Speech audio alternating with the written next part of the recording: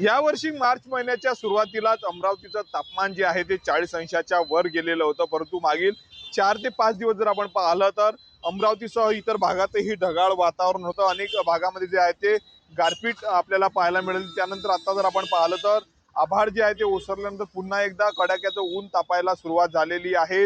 अमरावतीचं तापमान जर आपण पाहता आज जवळपास 40 अंशावर जाणार असल्याचा अंदाज हवामान विभागाने वर्तविलेला आहे। त्यामुळे घराबाहेर पडताना नागरिक जे आहेत ते पुरेपूर काळजी या ठिकाणी घेतानाच आपल्याला दृश्यांमध्ये पाहायला मिळत आहे। घट्ट चेहरा जो आहे तो बांधून जे आहे ते अमरावतीकर अशा पद्धतीने जे आहे ते घराबाहेर पडत असल्याचं पाहायला मिळत आहे।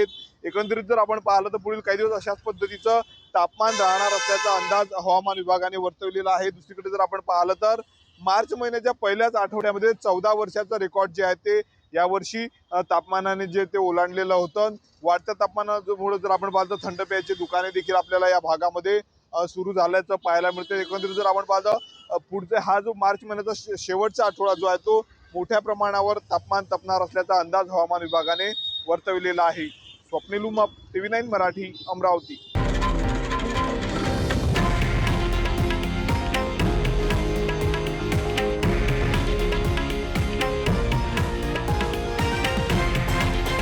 हे आहे देशातील नंबर 1 न्यूज नेटवर्क आणि आपण पाहत आहात TV9 मराठी, एकमेव।